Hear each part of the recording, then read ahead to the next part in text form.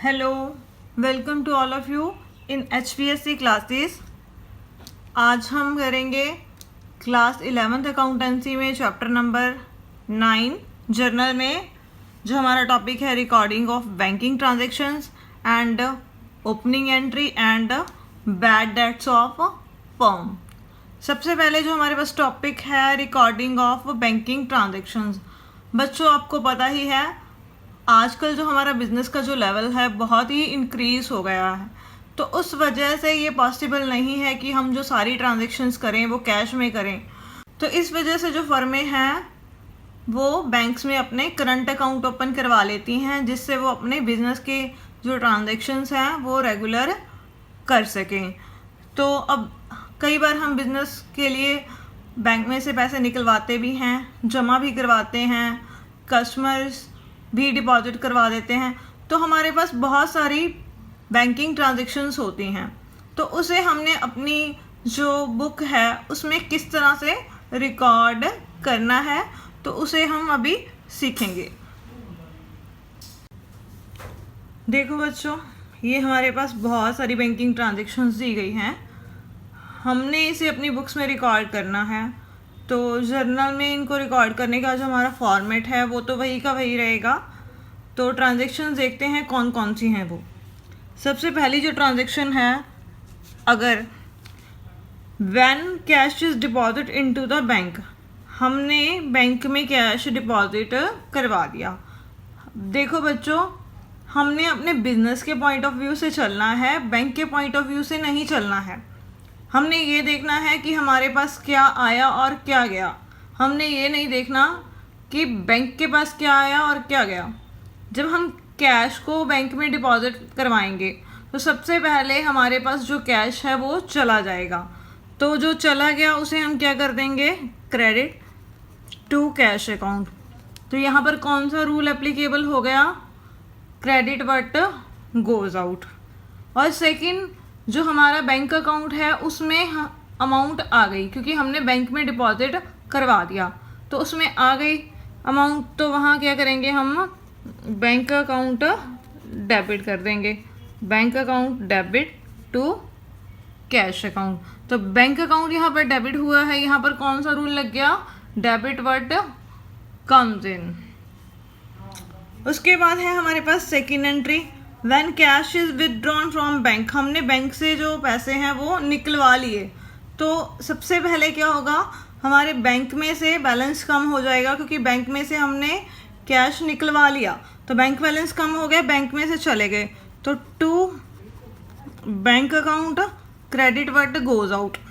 Second, bank में से तो चले गए लेकिन हमारे पास बिजनेस में जो वो कैश है जो हमने बैंक से निकलवाया है वो आ गया, तो बिजनेस में कैश आ गया तो एंट्री क्या करेंगे, कैश अकाउंट डेबिट, मीन्स यहाँ पर रूल एप्लीकेबल हो गया, debit what comes in, cash account debit to bank account. देखो बच्चों, अगर हमने जमा करवाए हैं बैंक में तो एंट्री होगी bank account debit to cash account.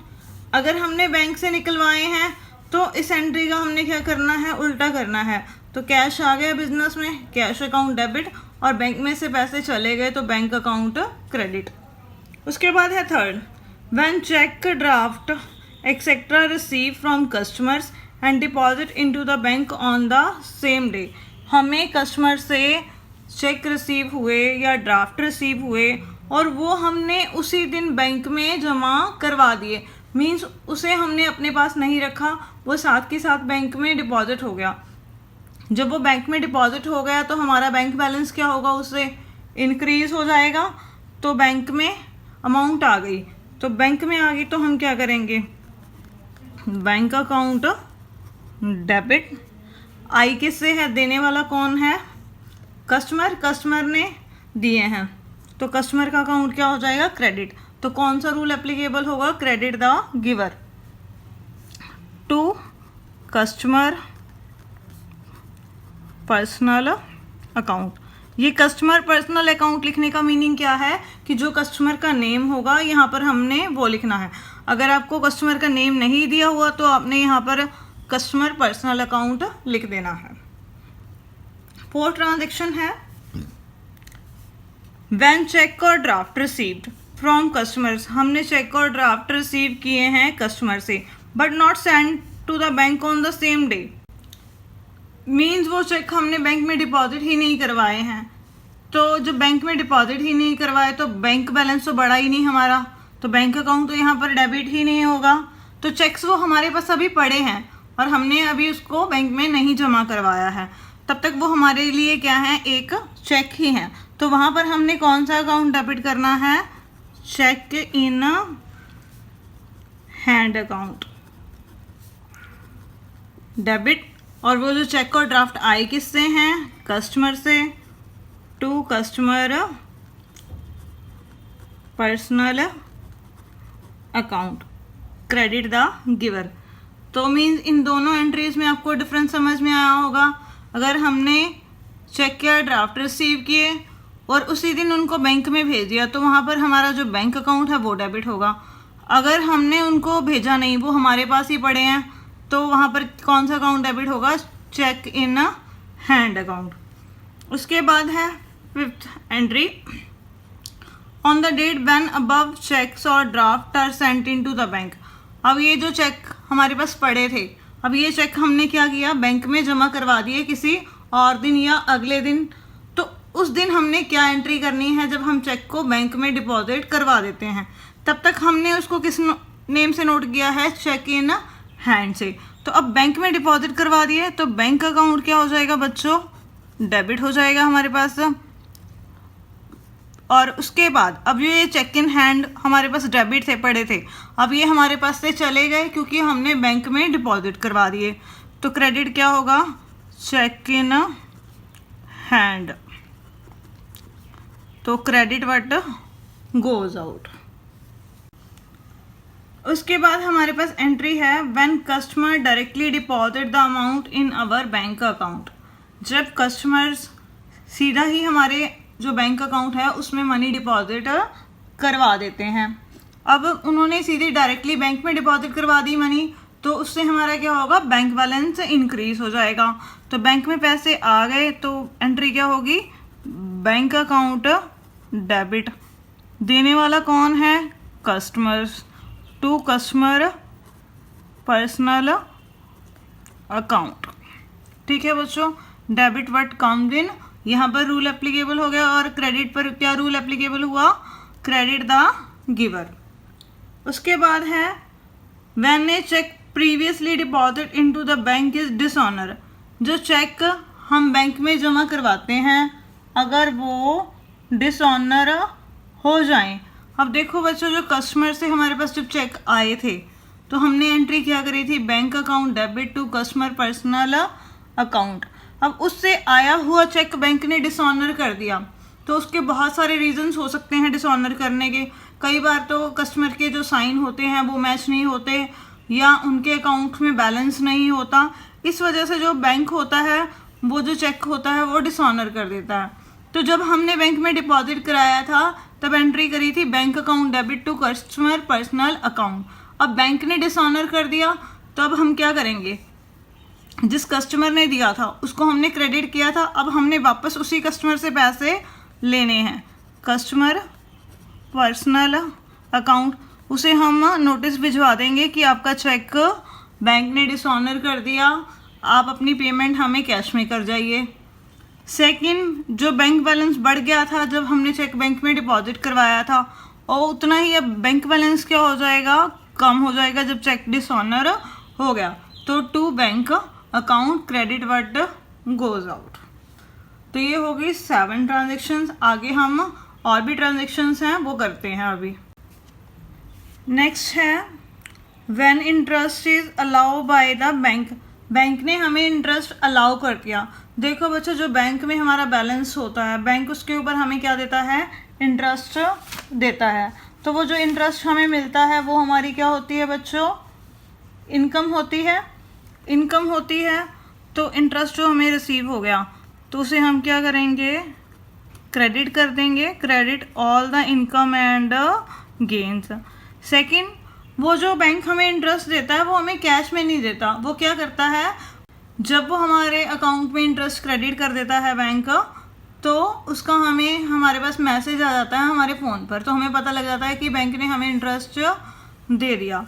तो बैंक अकाउंट जो है हमारा, उसका बैलेंस बढ़ जाएगा, तो बैंक अकाउंट फिर वहाँ पर क्या हो जाएगा, डेबिट हो जाएगा। Bank account debit to interest received account. उसके बाद है when bank charges some amount for the services rendered by the bank. Bank ने चार्जेस ले लिए हमसे किस चीज़ के, जो बैंक हमें सर्विस प्रोवाइड करता है उसके लिए। देखो बच्चों, बैंक हमें बहुत सारी फैसिलिटीज़ प्रोवाइड करता है, लॉकर वगैरह जो होते हैं वो भी देता है, कोई जो लिमिट होती है कैश निकलवाने की वो बना कर देता है। तो वो जो हमें सर्विस प्रोवाइड करता है उस सर्विस के बदले में वो कुछ चार्जेस हमसे लेता है। तो वो क्या करता है, सीधा डायरेक्टली हमारे बैंक से अकाउंट से काट लेता है। तो बैंक में से पैसे चले गए तो बैंक अकाउंट यहाँ पर क्या होगा बच्चों, क्रेडिट होगा। और बैंक ने जो जो चार्जेस ले लिए हमसे वो हमारा क्या है, खर्चा है। तो खर्चे क्या होते हैं बच्चों, डेबिट होते हैं। तो बैंक चार्जेस यहाँ पर क्या होंगे, डेबिट हो जाएंगे। Bank charges account debit to bank account. तो ये हो गई हमारी सारी ट्रांजैक्शंस जो बैंक से रिलेटेड होती हैं। तो अब हम इसके एग्जाम्पल्स करेंगे। हमने अभी बैंकिंग ट्रांजैक्शंस का जो कंसेप्ट था जर्नल में वो कर दिया। तो अब हम एग्जाम्पल करते हैं। Example number 30। फर्स्ट जो एंट्री है हमारे पास, paid into bank for opening current account 25,000। हमने बैंक में अपना अकाउंट ओपन करवाया है, करंट अकाउंट ओपन करवाया है बिजनेस की एक्टिविटीज़ के लिए। तो उसमें हमने 25,000 रुपीज़ बैंक को दे दिए। देखो बच्चों, जब हम बैंक में डिपॉजिट करवा रहे हैं तो फर्स्ट ऑफ ऑल हमारे पास से कैश चला जाएगा। तो कैश चला गया तो कैश अकाउंट क्या हो गया हमारे पास, क्रेडिट हो गया। Credit word goes out.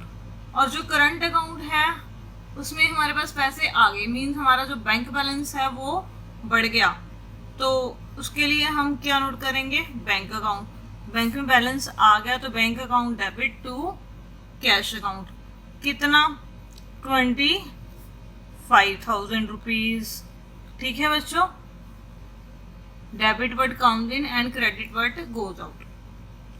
March 5 को हमने गुड्स परचेज करी हैं और उसकी जो पेमेंट है गुड्स की हमने बाय चेक की है। देखो, गुड्स परचेज करी है तो माल हमारे पास आ गया। जब हम माल खरीदते हैं तो उसे हम किससे नोट करते हैं बच्चों, परचेजेस से। तो परचेजेस अकाउंट क्या हो गया हमारे पास, डेबिट, डेबिट वर्ड काउंट इन।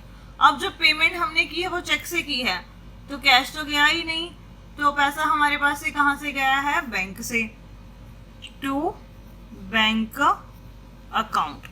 Credit word goes out. कितनी पेमेंट करी है, 10,000 की, तो वो हमने डाल दी 10,000 रुपीज़ पेमेंट। उसके बाद 8 मार्च को हमने जो है कैश सेल की है 40,000 की। तो हमारी बच्चों सेल कितनी है यहाँ पर अब, 40,000। और जो माल चला जाता है उसे हम क्या करते हैं बच्चों, क्रेडिट करते हैं टू सेल्स अकाउंट। सेल कितनी है हमारे पास, 40,000 की, वो मैंने पोस्ट कर दी। उसके बाद उन्होंने क्या कहा है, out of this account ₹30,000 deposit into the bank.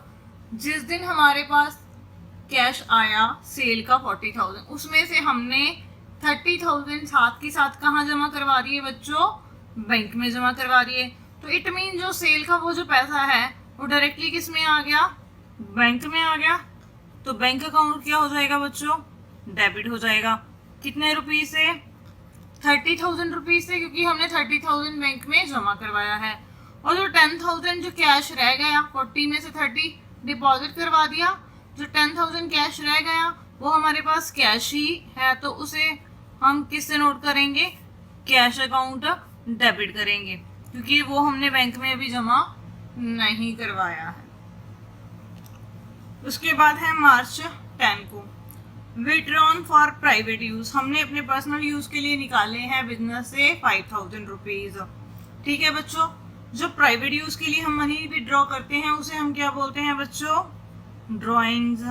तो एंट्री क्या होगी, ड्रॉइंग्स अकाउंट डेबिट, कितने से, 5,000 रुपीज से। और हमारे पास से बिजनेस में से कैश गया टू कैश अकाउंट, कितना 5000। बच्चों एक चीज़ ध्यान में रखने वाली है, ये बैंकिंग ट्रांजैक्शन नहीं है, क्योंकि यहाँ पर बाय चेक या बाय बैंक नहीं लिखा हुआ, सिंपल लिखा हुआ कि हमने प्राइवेट यूज़ के लिए मनी विड्रॉ की है। तो हम क्या मान कर चलते हैं कि वो हमने कैश में ही विड्रॉ करी है। नेक्स्ट ट्रांजैक्शन है 12 मार्च को, विड्रॉन फ्रॉम बैंक, हमने बैंक से विड्रॉ किए प्राइवेट यूज़ के लिए 4000 रुपीज़। देखो बच्चों, अब यहाँ पर क्लियरली मेंशन किया हुआ है कि हमने अपने प्राइवेट यूज़ के लिए पैसे निकाले हैं, लेकिन वो कहाँ से निकाले हैं? बैंक में से। तो अब यहाँ पर जो हम एंट्री करेंगे वो किस में से करेंगे? बैंक में से। अगर हमने कैश विड्रॉ किया था बिजनेस में से तो एंट्री हमने कर दी drawing account debit to cash account. अब हमने पर्सनल यूज़ के लिए तो निकाले हैं, वो तो हमारी ड्राइंग्स तो है ही है, ड्राइंग्स अकाउंट डेबिट हो गया। लेकिन अब हमने कैश नहीं विड्रॉ किया, बैंक में से विड्रॉ किया, तो फिर क्या आ जाएगा? टू बैंक अकाउंट, हमारा बैंक बैलेंस जो होगा वो कम हो जाएगा। कितने से? 4000 रुपीज़ से। ठीक है बच्चों। इसके बाद लास्ट ट्रांजेक्शन है हमारी 20 मार्च को, place on FD mean fixed deposit account at bank by transferring from current account 20,000 rupees.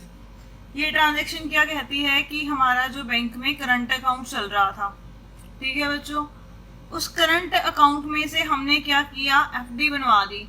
आपको पता है फिक्स्ड डिपॉजिट हमने कुछ टाइम के लिए पैसे पर्टिकुलर अकाउंट में जमा करवा दिए, जिसमें से पैसे विड्रॉ नहीं किए जा सकते करंट अकाउंट की तरह। तो वो क्या होती है बच्चों? FD। तो अब करंट अकाउंट में से पैसे चले गए और FD में हमारे पास आ गए। ठीक है बच्चों, तो FD में आ गए मीन्स फिक्स्ड डिपॉजिट आ गई। तो फिक्स्ड डिपॉजिट अकाउंट क्या हो जाएगा हमारे पास? डेबिट। FD हमने बनवाई है और जो पैसा गया है वो कहाँ से गया है? करंट अकाउंट से। मीन्स नॉर्मल जो हमारा बैंक में अकाउंट है बिजनेस एक्टिविटीज के लिए, उसे हम किससे नोट करते हैं? सिंपल बैंक से। तो बैंक में से पैसे चले गए और FD में हमारे पास आ गए। कितने? 20,000, वो हमने पोस्ट कर दिए। अब आपको ये बैंकिंग ट्रांजेक्शन अच्छे से समझ में आ गई होंगी एग्जाम्पल से। तो अब ये हमारा क्वेश्चन कंप्लीट हो गया। तो लास्ट में अब हम क्या करेंगे? इसका टोटल लगा देंगे, इसके जो डेबिट कॉलम है और इसका जो क्रेडिट कॉलम है। कितना? 1,04,000, 1,04,000। तो इसी के साथ ये क्वेश्चन हमारा कंप्लीट हो गया। अब हमारा जो नेक्स्ट टॉपिक है वो है ओपनिंग जर्नल एंट्री। बच्चों ये ओपनिंग जर्नल एंट्री क्या होती है? देखो बच्चों, हमारा जो सेशन होता है हमें पता है वो 1 अप्रैल से शुरू हो रहा है अगर, तो वो कब ख़त्म होगा? 31 मार्च को। तो ये जो हमारा सेशन है वो कितने महीनों का है? 12 मंथ्स का है हमारा सेशन। तो साल भर में हम अपने बिजनेस के लिए बहुत सारी जो एसेट्स हैं वो परचेज़ करते हैं और बहुत सारी हमारी जो लाइबिलिटीज़ हैं बिजनेस में वो अराइज हो जाती हैं। तो जो ये एसेट्स और जो ये लाइबिलिटीज़ हैं साल के एंड में भी होंगी हमारे पास, मीन्स 31 मार्च को। तो 31 मार्च को जो हमारी एसेट्स होंगी वो क्या होंगी बच्चों? क्लोजिंग एसेट्स और क्लोजिंग लाइबिलिटीज़। ठीक है बच्चों। अब 31 मार्च को हमारा सेशन ख़त्म हो गया, तो नेक्स्ट ईयर फिर हमारा जो सेशन है फिर वो कब शुरू होगा? 1 अप्रैल से। तो उस टाइम जो ये क्लोजिंग एसेट्स और जो ये क्लोजिंग लाइबिलिटीज़ हैं वो हमारी क्या बन जाएंगी बच्चों? ओपनिंग एसेट्स और ओपनिंग लाइबिलिटीज़। तो जो ओपनिंग एसेट्स और ओपनिंग लाइबिलिटीज़ को सेशन के शुरू में बुक्स में रिकॉर्ड करने की जो एंट्री हम पास करते हैं उसे क्या बोलते हैं बच्चों? Opening journal entry. जो हमारे पास लास्ट ईयर के जो क्लोजिंग बैलेंस होते हैं उसको हम नेक्स्ट ईयर के वो हमारे पास बन जाते हैं ओपनिंग बैलेंस, और उसे बुक्स में रिकॉर्ड करने की जो प्रोसेस होती है नेक्स्ट ईयर के स्टार्टिंग में, तो वो जो एंट्री हम पास करते हैं उसे क्या बोलते हैं बच्चों, ओपनिंग जर्नल एंट्री। और हमें पता है हमारी जो एसेट्स होती हैं वो ऑलवेज क्या होती हैं, डेबिट होती हैं, और जो हमारी लाइबिलिटीज़ होती हैं वो ऑलवेज क्या होती हैं बच्चों, क्रेडिट होती हैं। अगर क्वेश्चन में आपको ओपनिंग जर्नल एंट्री में अकेली एसेट्स या लाइबिलिटीज़ दी गई हैं, एसेट्स और लाइबिलिटीज़ दे रखी हैं, लेकिन जो क्वेश्चन है उसमें हमारे पास कैपिटल नहीं दी गई क्वेश्चन में, तो हमने अपने ड्यूअल कंसेप्ट में क्या पढ़ा था कि जो हमारी एसेट्स होती हैं वो ऑलवेज किसके इक्वल होती हैं, लाइबिलिटीज़ प्लस कैपिटल के। अगर आपके पास क्वेश्चन में एसेट्स की वैल्यू लाइबिलिटीज़ से ज़्यादा है और आपके पास क्वेश्चन में जो कैपिटल है वो गिवन नहीं है, तो आप वो कैपिटल कैसे निकालेंगे, ये जो लाइबिलिटीज़ इधर हैं वो उधर जाकर क्या हो जाएंगी, एसेट्स में से माइनस हो जाएंगी। तो हम क्या करेंगे, एसेट्स में से लाइबिलिटीज़ माइनस कर देंगे, तो वो हमारी क्या निकल जाएगी बच्चों, कैपिटल। और जो हमारी कैपिटल होती है वो भी ऑलवेज क्या होती है, क्रेडिट होती है।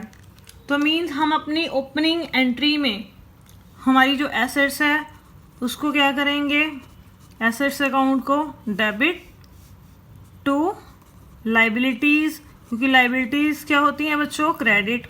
और जो बैलेंसिंग फिगर हमारे पास निकलेगी वो किसकी आएगी, कैपिटल की आएगी। ये क्या आएगी, बैलेंसिंग फिगर। ठीक है बच्चों, हमारे पास एक फिगर मिस होगी। सपोज करो आपके पास क्वेश्चन में एसेट्स भी दे रखी हैं, लाइबिलिटीज़ भी दे रखी हैं और कैपिटल भी दे रखी है, तो इस केस में इन दोनों का जो सम है वो फिर भी एसेट्स के इक्वल नहीं है। हमारा जो कंसेप्ट है वो कहता है कि assets is always equal to liabilities plus capital. तो उस केस में हम क्या करेंगे, हमारी जो लाइबिलिटीज़ और कैपिटल हैं वो एसेट्स से ज़्यादा आ रही हैं, तो उस केस में हमारी जो डेबिट साइड है वो फिर भी कम है। तो ये जो डेबिट बैलेंस आएगा वो किस चीज़ का होगा बच्चों, वो होगा गुडविल का। तो वो क्या निकलेगी, फॉर्म की गुडविल। तो उस केस में आपने कौन सा अकाउंट डेबिट करना है, गुडविल अकाउंट। अब आपके पास बच्चों दो केस हो गए। अगर आपके पास फर्स्ट अगर एसेट्स और लाइबिलिटीज़ दी गई हैं और क्वेश्चन में कैपिटल नहीं दी गई है, तो एसेट्स में से आप लाइबिलिटीज़ माइनस कर दोगे, जो आपकी बैलेंसिंग फिगर आएगी वो क्या आ जाएगी, कैपिटल। तो आप जर्नल एंट्री में उस बैलेंसिंग फिगर को किस नेम से क्रेडिट करोगे, कैपिटल अकाउंट से। लेकिन सपोज अगर आपको क्वेश्चन में तीनों चीज़ें ही दे रखी हैं, एसेट्स भी, लाइबिलिटीज़ भी और कैपिटल भी, ठीक है बच्चों, लेकिन इनका जो टोटल है लाइबिलिटीज़ और कैपिटल का वो एसेट्स के इक्वल नहीं है, और ये लाइबिलिटीज़ और कैपिटल एसेट्स से ज़्यादा है। तो इट मीन्स आपका जो डेबिट बैलेंस है वो कम है आपके क्रेडिट बैलेंस से। तो फिर हमें क्या करना पड़ेगा, डेबिट बैलेंस निकालना पड़ेगा, वो फिगर निकालनी पड़ेगी, और वो फिगर होगी उसे हम किससे नोट करेंगे बच्चों, गुडविल अकाउंट से हम उसे क्या कर देंगे, डेबिट कर देंगे। तो ये कंसेप्ट था ओपनिंग जर्नल एंट्री का। वो जर्नल एंट्री जो हमें हर सेशन के शुरू में क्या करनी पड़ती है, पास करनी पड़ती है, हर जब हमारा फाइनेंशियल ईयर शुरू होता है, तो उसे हम बोलते हैं ओपनिंग जर्नल एंट्री। अब हम करते हैं टॉपिक बैड डेट्स। देखो बच्चों, बिजनेस में हमारे पास हमारे कस्टमर्स होते हैं, ये हमारा बिजनेस है, ठीक है बच्चों। हम अपने बिजनेस में क्या करते हैं, अपने कस्टमर को गुड्स सेल करते हैं क्रेडिट पर। वो कौन सी सेल होती है, क्रेडिट सेल, उधार दे दिया। और हमारे कस्टमर कहते हैं कि हम आपको पेमेंट आफ्टर 4 मंथ्स कर देंगे। 4 मंथ्स निकल गए, उसके बाद जब हमने उनसे पैसे मांगे कि हमने आपको जो क्रेडिट में गुड्स सेल करी हैं आप उसकी पेमेंट कर दीजिए, तो वो क्या करते हैं, हमारे कस्टमर्स इंसॉल्वेंट हो जाते हैं कि हमारे पास तो पैसे नहीं हैं आपके गुड्स के जो हमने आपको पे करने हैं। तो जितनी पेमेंट वो हमें नहीं करते उतने पैसे हमारे क्या हो जाते हैं बच्चों, डूब जाते हैं। और वो जो डूबे हुए पैसे होते हैं उसे हम किससे नोट करते हैं, बैड डेबिट से, जो हमें आने वाले टाइम में भी अपने कस्टमर से रिसीव नहीं होंगे। तो उसे क्या बोलते हैं बच्चों, बैड डेट्स। तो ये हमारा क्या होता है बच्चों, लॉस होता है। तो लॉस क्या होते हैं जर्नल में, डेबिट। तो बैड डेट्स अकाउंट क्या हो जाएगा बच्चों, डेबिट हो जाएगा। और जिस कस्टमर से हमने पैसे लेने थे उस पर्सन का जो नाम होगा वो क्रेडिट हो जाएगा। Means bad debts account debit to personal account, means अब वो डूब चुके हैं, आने वाले टाइम में हमें रिसीव नहीं होंगे। जब हमने कस्टमर से पैसे लेने हैं तो उसका अकाउंट हमने क्या किया होता है बच्चों, डेबिट किया होता है, क्योंकि वो हमारे होते हैं डेटर्स। अब जब वो डूब गए, ख़त्म हो गए, तो वो डेबिट को ख़त्म करने के लिए उनका अकाउंट हम क्या करेंगे, क्रेडिट करेंगे। तो ये दोनों कंसेप्ट हो गए ओपनिंग जर्नल एंट्री के और बैड डेट्स के। इसके बाद अब हम 14th एग्जाम्पल शुरू करते हैं। इसमें हमारे पास जो है 1 अप्रैल को जो ये एसेट्स दे रखी हैं और ये हमारे पास लाइबिलिटीज़ दे रखी हैं। तो मैंने आपको अभी इसका जो ओपनिंग जर्नल एंट्री है उसका कंसेप्ट करवा दिया। जो एंट्री हमारी सेशन के फर्स्ट डे में होती है, जर्नल एंट्री, जो क्लोजिंग बैलेंस होते हैं हमारे बिजनेस के पिछले साल के, तो वो हमारे नेक्स्ट ईयर के क्या बन जाते हैं बच्चों, ओपनिंग बैलेंस। तो उसे हम फिर पोस्ट करते हैं जर्नल में। तो एंट्री क्या होगी यहाँ पर, पहले हमारे पास एसेट्स दे रखी हैं। तो एसेट्स क्या होती हैं बच्चों, डेबिट होती हैं। तो कौन कौन सी एसेट्स हैं, सबसे पहले हमारे पास है कैश। तो कैश अकाउंट क्या हो गया बच्चों, डेबिट हो गया। कितने से, 15,000 से। उसके बाद है बैंक बैलेंस, तो बैंक अकाउंट क्या हो गया, डेबिट हो गया। कितने से, 5,000 से। उसके बाद है स्टॉक अकाउंट, डेबिट हो गया। कितने से, 40,000 से। उसके बाद फर्नीचर है, वो कितने का है, 3,600 का, वो डाल दिया हमने। उसके बाद जो हमारे डेटर्स हैं इस सेशन की ओपनिंग, कौन कौन है, एक्स, वाई और जेड। डेटर्स में हम एक्स को डेबिट करेंगे, वाई को और जेड को, तीनों को। कितनी अमाउंट है, 6,000 रुपीज़ एक्स की है, 8,000 रुपीज़ वाई की है और 10,000 रुपीज़ जेड की है। ये सारी जो एसेट्स थी ओपनिंग एसेट्स सेशन के शुरू में, वो हमने पोस्ट कर दी। इसके बाद हमारे पास क्या है, लाइबिलिटीज़ दे रखी हैं। क्या दिया हुआ है, सबसे पहले बैंक लोन। तो लाइबिलिटीज़ क्या होती हैं बच्चों, always credit to bank loan account. कितने का, 10,000 का। उसके बाद जो हमारे क्रेडिटर्स हैं वो कौन कौन हैं, अजय और विजय। 2 हम डालेंगे, अजय कितना, 5,000 रुपीज़। उसके बाद 2 विजय कितना, 7,500। देखो बच्चों, अब यहाँ पर हमें एसेट्स भी दे रखी हैं, लाइबिलिटीज़ भी दे रखी हैं। हमें पता है हमारी जो एसेट्स होती हैं वो ऑलवेज किसके इक्वल होती हैं, लाइबिलिटीज़ प्लस कैपिटल के। अब यहाँ पर हमें क्वेश्चन में कैपिटल नहीं दे रखी है ओपनिंग एंट्री में। इट मीन्स अगर हम एसेट्स में से लाइबिलिटीज़ माइनस करेंगे तो बैलेंसिंग फिगर क्या आएगी, कैपिटल की। अगर एसेट्स लाइबिलिटीज से ज़्यादा हैं तो ये लाइबिलिटीज़ प्लस हैं, उधर जाकर क्या हो जाएंगी बच्चों, माइनस हो जाएंगी। Assets minus liabilities is equal to capital. तो यहाँ पर जो बैलेंसिंग फिगर निकलेगी हमारे पास वो किसकी निकलेगी, कैपिटल की। कब, अगर हमारी जो एसेट्स हैं लाइबिलिटीज़ से ज़्यादा हैं और क्वेश्चन में हमारे पास कैपिटल की फिगर नहीं दी गई है। तो यहाँ पर अगर हम इन एसेट्स का जो टोटल है वो लगाएंगे तो हमारे पास जो एसेट्स का टोटल कितना हो जाएगा, अगर इन सभी को ऐड करेंगे तो वो बन जाएगा 87,600 माइनस हमारे पास जो लाइबिलिटीज़ हैं वो इसमें से हम क्या करेंगे, माइनस कर देंगे 22,500। तो ये क्या निकल जाएगी बच्चों, कैपिटल कितनी आ गई 87,600 में 22,500 हमने माइनस कर दिया, तो ये आ गया 65,100। तो यहाँ पर जो हम क्रेडिट में डालेंगे बैलेंस वो किसका आएगा, कैपिटल का। ये क्या आ गई हमारी बैलेंसिंग फिगर, कितनी आ गई 65,100। तो बच्चों ये हो गई हमारी ओपनिंग एंट्री। हमारे पास एक फिगर मिस होगी, वो हमें निकालनी होगी। अगर हमारे पास क्वेश्चन में हमें कैपिटल दी होती, सपोज हमें क्वेश्चन में कैपिटल दी होती और हमारी जो लाइबिलिटीज़ हैं वो एसेट्स से ज़्यादा होती, हमें एसेट्स भी दी रखी होंगी क्वेश्चन में, लाइबिलिटीज़ भी और कैपिटल भी। अगर ये तीनों चीज़ें दे रखी हैं तो आपकी लाइबिलिटीज़ और कैपिटल का जो सम है वो एसेट से ज़्यादा आ रहा है, तो इट मीन आपका जो यहाँ पर बैलेंस बचेगा वो बैलेंसिंग फिगर कौन से वाली आएगी, डेबिट वाली। तो वो डेबिट फिगर कौन सी होगी, किस चीज़ की होगी, वो होगी हमारी गुडविल की। ये चीज़ आपने ध्यान रखनी है कि यहाँ पर आपकी गुडविल निकल रही है या आपकी कैपिटल निकल रही है। अगर आपको क्वेश्चन में कैपिटल नहीं दे रखी है तो इट मीन यहाँ पर कैपिटल निकलेगी।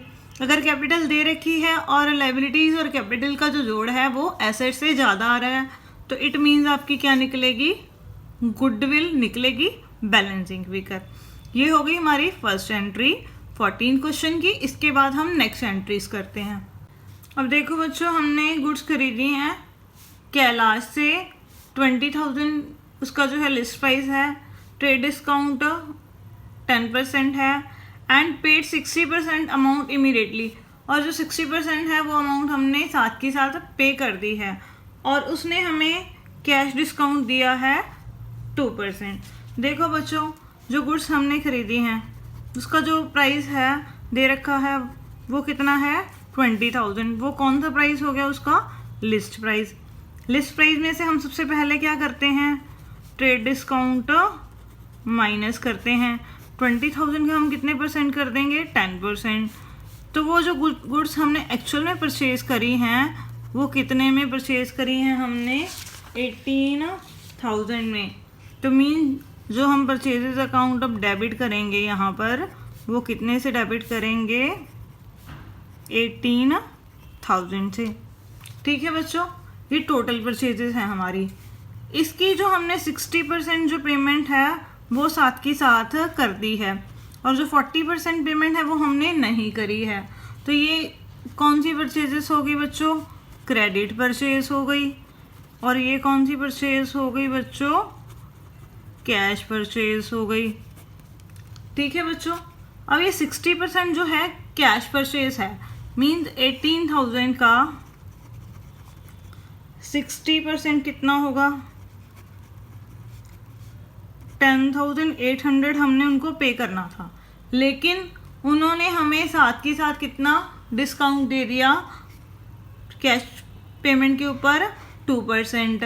तो अब यहाँ पर क्या लेस होगा, कैश डिस्काउंट 10,800 का 2% कितना आ जाएगा, 216। मीन्स हमने उनको 10,800 की पेमेंट करनी थी, 216 हमें डिस्काउंट मिल गया। तो एक्चुअल में हमने उनको कितने की पेमेंट करी, वो आ गई 10,584। ये अमाउंट हमने उनको पे की है। और ये डिस्काउंट जो हमने लगाना है, जो पेमेंट हम उनको कैश में कर रहे हैं उसके ऊपर लगाना है। और जो 40% हमने उनको पे किया ही नहीं है अभी तक, उसके ऊपर कोई डिस्काउंट नहीं लगता, क्योंकि जो कैश डिस्काउंट है वो किस पर लगता है, जो हम उनको पेमेंट करते हैं या पेमेंट रिसीव करते हैं तो उसके ऊपर लगता है। तो 18,000 का 40%, ये कितना आ गया, 7,200। तो ये हमने अभी उनको पे नहीं किया है कैलाश को, तो ये क्रेडिट परचेज है। तो ये किसके नाम से डाल देंगे, कैलाश के नाम से। तो अब हम एंट्री में क्या करेंगे, यहाँ पर सबसे पहले हमारे पास कैश चला गया, क्रेडिट वर्ट गोज आउट कितना गया यहाँ पर अभी हमने निकाला 10,584, तो ये हमने पोस्ट कर दिया। उसके बाद टू डिस्काउंट रिसीव, जो हमें डिस्काउंट मिला है वो हमने अभी कितना निकाला 216, और जो पेमेंट अभी तक हमने नहीं की वो किसके नाम से डाल देंगे, कैलाश के नाम से, जो हमने अभी उसको पेमेंट करनी है। तो ये हो गई हमारी एंट्री नंबर 2। उसके बाद है हमने एक्स को गुड सेल करी हैं कितने की, 9,000 की। अब ये बच्चों कौन सी ट्रांजैक्शन है, कैश ट्रांजैक्शन है या क्रेडिट ट्रांजैक्शन है। यहाँ पर कैश शब्द का इस्तेमाल भी नहीं हुआ और एक्स जो है उसका नेम दे रखा है, तो ये कौन सी ट्रांजैक्शन होगी बच्चों, क्रेडिट ट्रांजैक्शन। कब हुई, 4 अप्रैल को। अब हमने एक्स से पैसे लेने हैं तो एक्स का अकाउंट क्या करेंगे, डेबिट कर देंगे। टू सेल्स अकाउंट, माल चला गया, उसे हम किससे नोट करते हैं, सेल से, कितने की, 9,000 की। क्रेडिट वर्ड गोज आउट, और डेबिट में कौन सा रूल अप्लाई हुआ, डेबिट द रिसीवर। उसके बाद देखो बच्चों, अप्रैल 5 को हमने रिसीव हुए हैं 14,800 किससे, एक्स से। उसकी फुल सेटलमेंट कर दी हमने, मतलब हिसाब ख़त्म कर दिया, जितने पैसे लेने थे उससे वो सारे के सारे मिल गए। मीन्स उसमें हमें कितना मिला, सिर्फ 14,800। हम हिसाब लगाते हैं कि एक्स से हमने लेना कितना था। जब हमने ओपनिंग एंट्री करी थी तब एक्स को जो हमने अमाउंट लेनी थी उससे वो कितनी थी, 6,000 की, प्लस 9,000 की हमने गुड्स उसे और सेल कर दी।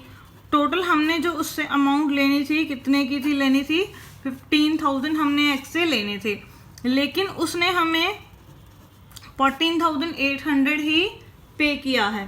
तो 200 जो उसने हमें कम पे करा, ये क्या हो गया, डिस्काउंट अलाउड। टोटल एक्स से हमने इतने लेने थे और उससे हम अमाउंट जो रिसीव हुई है वो 14,800 है। और क्वेश्चन में ये कहा गया है कि ये फुल सेटलमेंट है। अगर फुल सेटलमेंट ना लिखा होता तो हम ये समझते कि हमने अभी उससे 200 रुपीज़ लेने हैं, लेकिन फुल सेटलमेंट हो गई, अब उसने हमें कोई भी पेमेंट नहीं करनी है। तो इट मीन जो 200 उसने हमें कम दिए हैं वो क्या हो गया बच्चों, डिस्काउंट अलाउड। तो कैश कितना आ गया है यहाँ पर, हमारे पास एंट्री है अप्रैल 5 की, कैश आया है हमारे पास 14,800। डिस्काउंट हमने जो अलाउ किया है तो वो क्या करेंगे, हम डेबिट कर देंगे, कितने से, 200 से। क्रेडिट देने वाला कौन है, एक्स। टोटल कितनी अमाउंट लेनी थी हमने उससे, 15,000। यहाँ पर रूल एप्लीकेबल हो गया, debit word comes in and debit all the expenses and losses, and credit पर कौन सा रूल एप्लीकेबल हो गया, क्रेडिट द गिवर। उसके बाद अप्रैल 6 को हमने कैश को बैंक में डिपॉजिट करवाया है। कितना जो कैश है वो हमने डिपॉजिट करवाया है 10,000 रुपीज़। तो बैंक में बैलेंस बढ़ गया हमारा, तो बैंक में बैलेंस बढ़ गया, बैंक में पैसे आ गए, तो बैंक अकाउंट क्या हो जाएगा, डेबिट, कितना, 10,000 रुपीज़। और कैश चला गया हमारे पास से, तो टू कैश अकाउंट, कितना, 10,000 रुपीज़। उसके बाद 8 अप्रैल को चेक रिसीव हुआ है हमें वाई से, कितने रुपीज़ का, 7,850 का। उसकी जो फुल सेटलमेंट हमने करी है उसके अकाउंट की, जो ये चेक था साथ के साथ हमने बैंक में डिपॉजिट करवा दिया। देखो बच्चों, पहले तो हमें ये देखना पड़ेगा कि वाई से हमने कितने लेने थे, जो हमने उसकी फुल सेटलमेंट की है। जो हमने ओपनिंग एंट्री करी थी, ओपनिंग एंट्री में हमने उससे कितने रुपीज़ डाले थे, 8,000 रुपीज़। वाई को डेबिट किया था कि वाई जो हमारा डेटर है उससे हमने 8,000 रुपीज़ लेने हैं, लेकिन उसने अब हमें कितने रुपीज़ दिए हैं? 7,850। इतनी अमाउंट उसने हमें पे कर दी। तो मीन्स 150 जो उसने हमें कम पे किए हैं, ये क्या हो गया बच्चों? डिस्काउंट अलाउड, यानी ये हमारा क्या हो गया बच्चों? लॉस हो गया। जो 7,850 का हमारे पास चेक आया है और वो जो चेक है हमने साथ के साथ उसी दिन बैंक में जमा करवा दिया, तो जो ये 7,850 है ये किस में डालेंगे हम? बैंक में, क्योंकि हमारा जो बैंक बैलेंस है वो इंक्रीज हो गया। तो यहाँ पर अप्रैल 8 को एंट्री, बैंक अकाउंट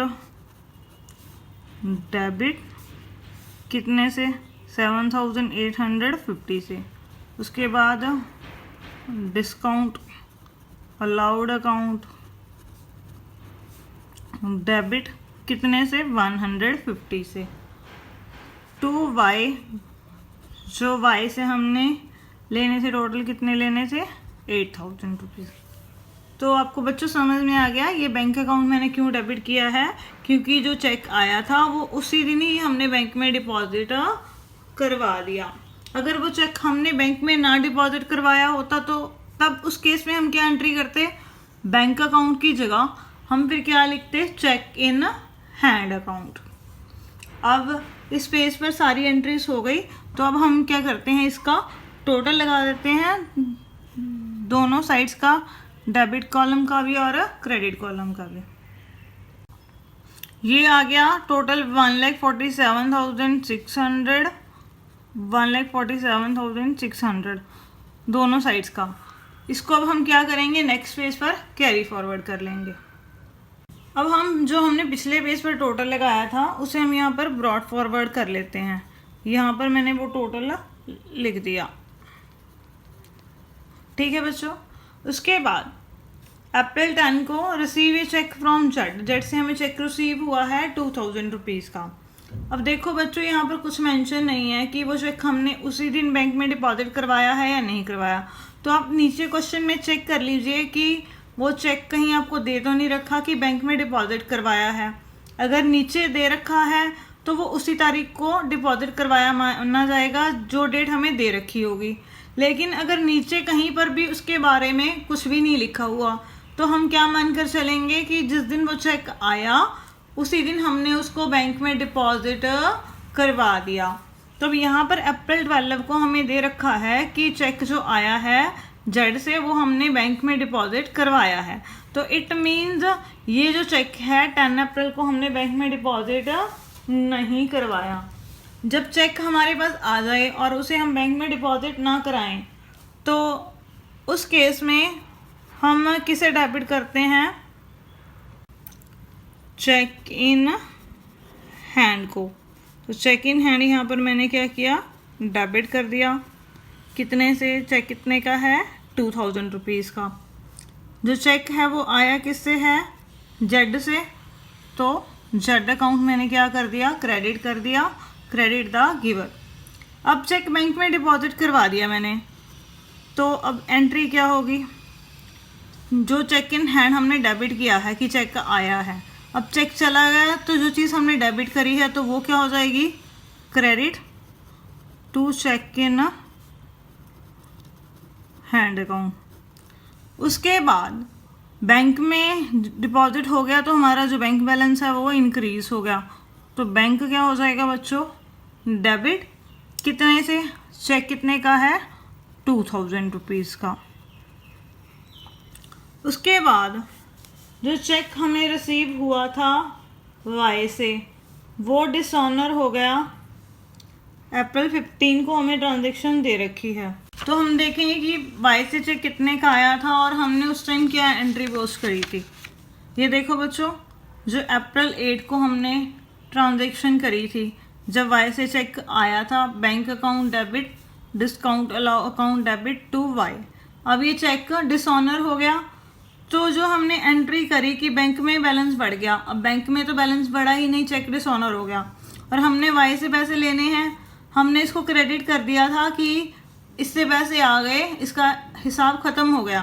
तो अब हम क्या करेंगे, जो एंट्री हमने चेक लेते वक्त करी थी उस एंट्री का अब हम क्या करेंगे, रिवर्स कर देंगे कि हमने वाई से पैसे लेने हैं और जो डिस्काउंट है वो भी साथ में क्या हो जाएगा, कैंसिल हो जाएगा।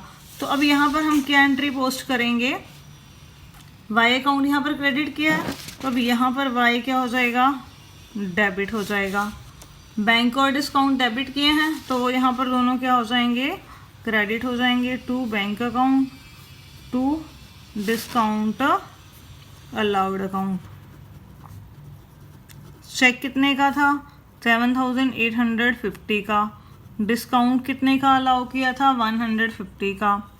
टोटल जो वाई से लेने थे वो कितनी अमाउंट थी, 8,000।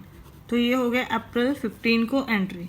तो वाई का अकाउंट डेबिट करने का मतलब क्या है कि अब जो वाई है उससे हमने पैसे अभी लेने हैं और बैंक का जो बैलेंस है जो हमने प्लस किया था वो क्या हो गया, माइनस हो गया। उसके बाद है अप्रैल 16 को एंट्री। कैश सेल करी थी 15,000 की, उसमें से जो 12,000 है वो हमने बैंक में डिपॉजिट करवा दिए। मीन्स जो टोटल सेल है वो कितने की है हमारे पास, 15,000 की। अप्रैल 16 को हमारे पास एंट्री टू सेल्स अकाउंट कितने की है, 15,000 की, वो हमने डाल दी। उसके बाद 12,000 तो हमने साथ ही साथ बैंक में ही डिपॉजिट करवा दिए सीधा, तो वो जो पैसा है किस में आ गया, बैंक में। 12,000 और जो 15,000 में से 12,000 डिपॉजिट करवाने के बाद जो 3,000 जो बच गया वो इट मीन्स हमारे पास अभी क्या पड़ा है, कैश पड़ा है। तो उसकी वजह से क्या डेबिट हो जाएगा, कैश। कितना, 3,000 रुपीज़। अब 16 अप्रैल को हमारे पास एंट्री दे रखी है कि हमने अजय को पेमेंट की है बाय चेक से।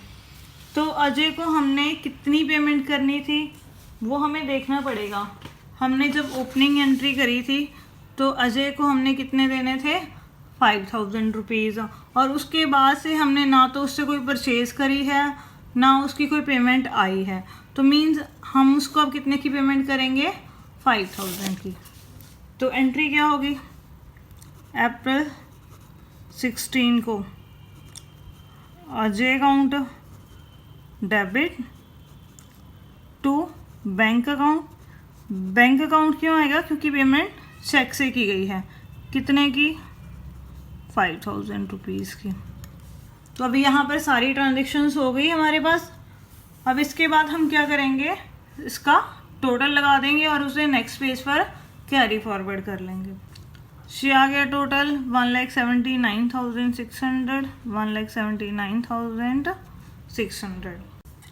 अब जो पिछले पेज का टोटल है वो हमने यहाँ पर ब्रॉड फॉरवर्ड कर लिया, डेबिट कॉलम का भी और क्रेडिट कॉलम का भी। उसके बाद 18 अप्रैल को हमारे पास ट्रांजेक्शन दे रखी है कि हमने ओल्ड न्यूज़पेपर्स बेचे हैं 50 रुपीज़ के। तो ये क्या हो गई, हमारी रद्दी हो गई। तो जो ये हमारी क्या है, बिजनेस की इनकम है, बट एक पर्टिकुलर इनकम नहीं है। तो इस वजह से इसे हम क्या करेंगे, किससे नोट करेंगे, मिसलेनियस इनकम अकाउंट से। जो छोटी मोटी चीज़ों से हमें इनकम होती है वो सारी हम किस में डाल देते हैं, मिसलेनियस इनकम अकाउंट में। और उसी तारीख को हमने क्या करा है, फर्नीचर सेल किया है 750 का। तो इसमें भी हमारे पास कैश आ गया और ऊपर वाले में भी कैश आ गया। और ये दोनों ट्रांजैक्शन सेम डेट को है, 18 अप्रैल को। तो यहाँ पर हम कौन सी एंट्री पास करेंगे, कंपाउंड जर्नल एंट्री, क्योंकि दोनों में कैश अकाउंट डेबिट हो रहा है। तो दोनों की अलग अलग एंट्री करने की बजाय हम एक एंट्री पास कर देंगे। अप्रैल 18 को कैश अकाउंट, यहाँ पर क्या होगा, डेबिट, कैश आ गया। और जो हमने न्यूज़पेपर सेल करे हैं उसको हम किस में डालेंगे, मिसलेनियस इनकम में। और जो फर्नीचर हमने बेचा है तो फर्नीचर हमारे पास से चला गया, तो फर्नीचर अकाउंट क्या हो जाएगा, क्रेडिट।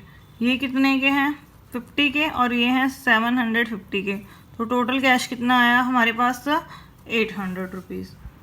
उसके बाद है अप्रैल 20 को, उन्होंने दे रखा है Z has become insolvent.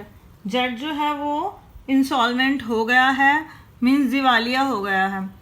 And 40 पैसे in rupee could be receive from his estate by cheque. वो 1 रुपये में से हमें कितने पैसे देगा? 40 पैसे देगा। मीन्स अगर हमने उससे 100 रुपये लेने हैं तो वो हमें कितनी पेमेंट करेगा? सिर्फ 40 रुपीज़ की। मीन्स जो बाकी के 60 रुपीज़ बचेंगे वो हमारे डूब गए, तो वो क्या होगी? हमारी बैड डेट्स। तो वो हमने साथ के साथ क्या करे, जो चेक हमें उससे मिला बैंक में डिपॉजिट करवा दिया। तो सबसे पहले हमें ये देखना पड़ेगा कि जो हमारा डेटर है जेड, उससे हमने कितनी अमाउंट लेनी है। तो ये देखो बच्चों, अब यहाँ पर जो जेड था उससे हमने शुरू में कितने रुपीज़ लेने थे? 10,000। और उसके बाद अप्रैल 12 को उससे हमें चेक रिसीव हो गया था कितने का? 2,000 का। मीन्स 10,000 हमने उससे लेने थे, 2,000 उसने हमें दे दिए। तो अब जो बैलेंस कितना बचा? 8,000 रुपीज़ का। मीन्स अब हमने उससे कितने लेने हैं? 8,000 रुपीज़। तो अब देखो बच्चों, उस 8,000 में हमें कितना रिसीव होगा? 8,000 का कितना मिलेगा? क्योंकि उसने सिर्फ 40% पे करना है, 60% हमें नहीं मिलेगा उससे, तो वो हमारे पैसे डूब गए। वो क्या हो गए बच्चों? बैड डेट्स हमारे, कि ये पैसे अब हमें कभी भी नहीं मिलेंगे।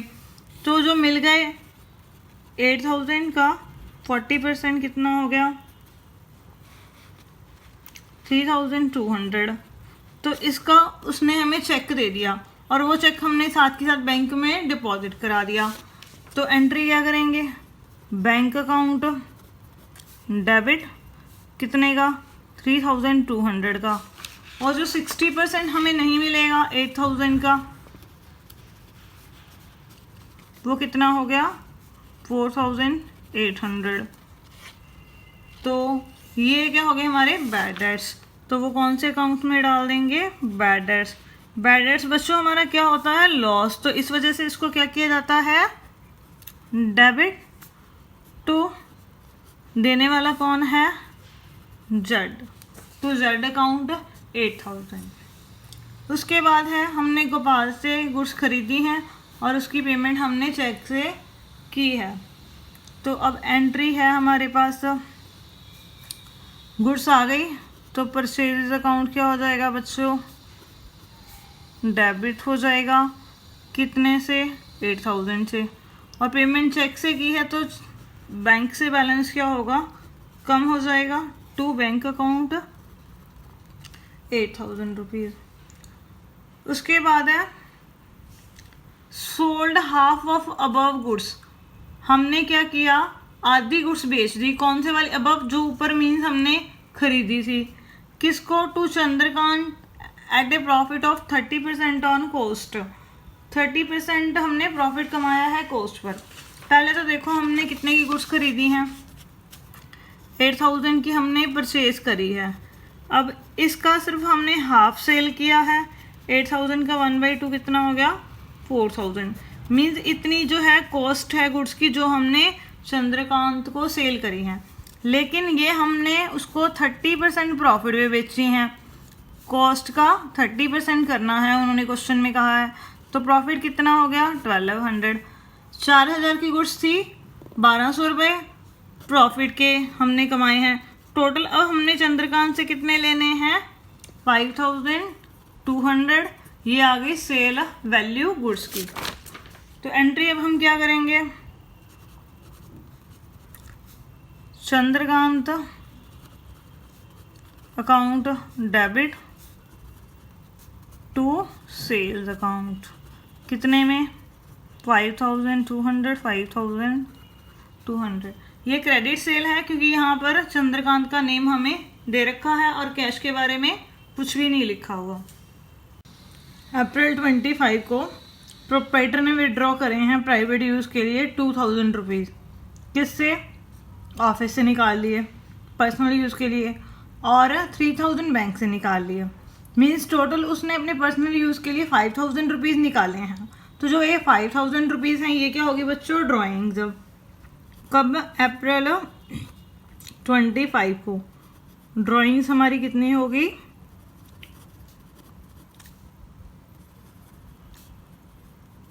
5000, और जो ऑफिस से कैश गया है मीन्स ये तो कैश हो गया, तो टू कैश अकाउंट कितना 2000, और 3000 उसने बैंक में से निकाला है पर्सनल यूज़ के लिए, तो फिर हम क्या लिखेंगे, टू बैंक अकाउंट कितना 3000। उसके बाद है नेक्स्ट 30 अप्रैल को हमने सैलरी पे करी है मोतीलाल के चेक से, तो सैलरी पे करी है, सैलरी बच्चों हमारा क्या है, एक्सपेंस है, तो एंट्री क्या होगी अप्रैल 30 को, तो एक्सपेंसेस बच्चों क्या होते हैं, डेबिट होते हैं, तो सैलरी अकाउंट हम क्या करेंगे, डेबिट कर देंगे टू बैंक। और नेक्स्ट एंट्री भी हमारी 30 अप्रैल को है, रेंट जो पे किया गया है वो चेक से पे किया गया है, कितना 1500, और जो रेंट है वो भी हमारा एक्सपेंसेस है।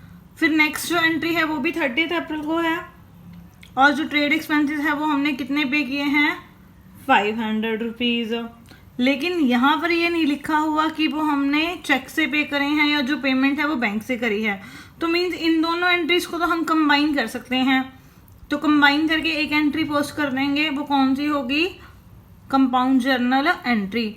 इसकी हमें अलग से करनी पड़ेगी क्योंकि यहाँ पर बैंक अकाउंट नहीं है, कैश अकाउंट है, तो यहाँ पर इन दोनों की क्या कंपाउंड एंट्री होगी, सैलरी हमारा एक्सपेंस है तो उसे हमने क्या कर दिया, डेबिट कर दिया।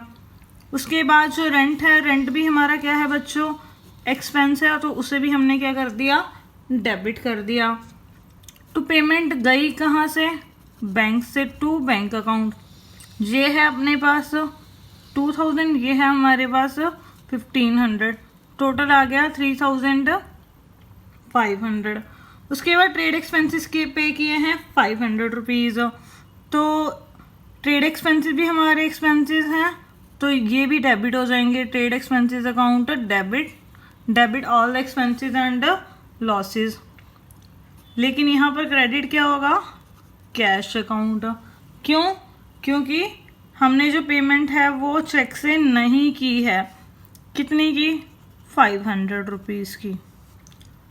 तो इसी के साथ जो हमारा क्वेश्चन है बच्चों वो कंप्लीट हो गया 14th, और आज का जो टॉपिक था हमारी क्लास का वो भी कंप्लीट हो गया। अगर आपकी कोई क्वेरी है या आपकी कोई प्रॉब्लम है तो नीचे आप कमेंट सेक्शन में जाकर मुझसे पूछ सकते हैं।